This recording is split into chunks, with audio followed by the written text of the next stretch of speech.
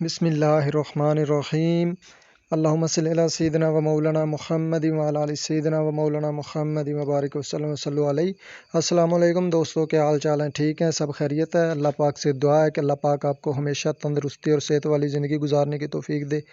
और दुआ में याद रखिएगा, मैं हूँ आपका दोस्त अमजद अली, शामकीम कैटल फार्म से। और आज की जो वीडियो है वो है डिवर्मिंग के मतलब कि डिवर्मिंग कब और कैसे करनी चाहिए। तो इंशाल्लाह आपको इस वीडियो से बहुत सारी इन्फॉर्मेशन मिलेगी। तो चलते हैं वीडियो की तरफ।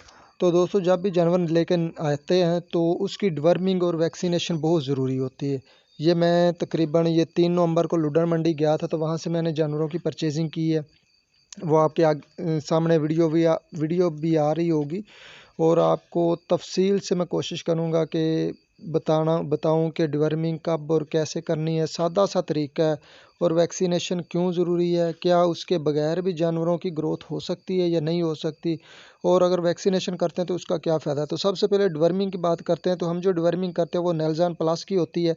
ये सादा सा तरीका है, यानी कि कोई मुश्किल नहीं होता। उसका मुंह पकड़ें और जो आपके पास सिरिंज होती है बड़ी वाली प्लास्टिक की 60 ml की या 80 ml की, वो आप 2 से 3 जो सिरिंजें हैं वो भर के एक जानवर को देते जाएं, यानी कि बॉडी वेट के हिसाब से। तो सबसे पहले आपने वो नेल्जान देनी है, वर्सिड भी देते हैं, थंडर भी देते हैं, कोई भी आप दे सकते हैं।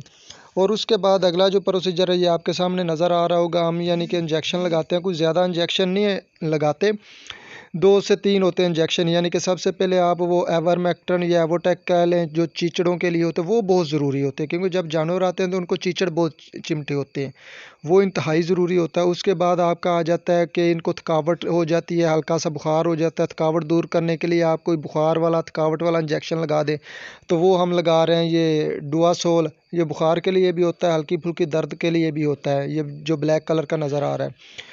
उसके बाद जो तीसरा इंजेक्शन है वो आ जाता है हेपासेल। हेपासेल जो जिगर और मैदे के लिए होता है, यानी कि उसके अंदर जो मैदे के अंदर कीड़े वगैरह आते हैं, अगर वो हेपासेल लगा दिया जाए तो वो डेक्सामेथासोन। और ये क्या करते हैं कि ये जो हल्के फुल्के मैदे में कोई प्रॉब्लम हो या जिगर में कोई कीड़े होते हैं, ये उनको ख़त्म कर देते हैं। जब जिगर और मैदा काम करना शुरू कर देगा तो वो इंशाल्लाह ताला आपकी ग्रोथ जो है वो जानवर की बड़ी तेज़ी से होना शुरू हो जाएगी। और जो जानवर कमज़ोर नज़र आते हैं उनको तो लाजमी हेपासेल लगाना चाहिए, लेकिन हम कोशिश करते हैं कि जो भी जानवर नया लेके आते हैं उसको लाजमी हेपासेल लगाएं। यानी कि ये 3 नवंबर की मंडी की है, रात को हम पहुँचे हैं तो रात को इनको आके बांध दिया था। अगले दिन यानी कि 12 से 14 घंटे के बाद यानी हमने इनको वो डिवर्मिंग शुरू की, इनकी वैक्सीनेशन शुरू की। वैक्सीनेशन का फ़ायदा ये होता है कि एक तो जानवरों को जो चीचड़ चिमटे होते हैं वो आते ही ख़त्म होना शुरू हो जाते हैं, ग्रोथ में ज़्यादा इजाफा हो जाता है। और उसके बाद जो बुखार वगैरह होता है वो भी जल्द दूर हो जाता है इंजेक्शन वगैरह लगाने से।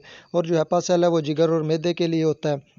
अगर आप इसके साथ कोई और भी लगाना चाहिए, यानी कि सॉरी, मैं आपको एक बताना भूल गया कि हम मेथोलिन भी इस्तेमाल करते हैं। मेथोलिन जो होता है ये दरअसल ये मुंह खुर से बचाव की हिफाजती वैक्सीन है, तो वो भी आप ज़रूर लगाया करें। और बाकी हर बंदे के मुख्तलिफ तरीक़ेकार होते हैं। कुछ लोग हो सकता है ज़्यादा इंजेक्शन लगाते होंगे, लेकिन हम ये 2 से 3 इंजेक्शन ज़रूर लगाते हैं। हेपासेल हो गया, चिचड़ों वाला हो गया, और मेथोलिन हो गया। बुखार वाला आप लगाना चाहे तो लगा सकते हैं, ना लगाना चाहे तो कोई इशू नहीं है, वो जानवरों के टाइम पे होता है। जब डिवर्मिंग कर लेते हैं उसके बाद जानवरों को हम खुला छोड़ देते हैं।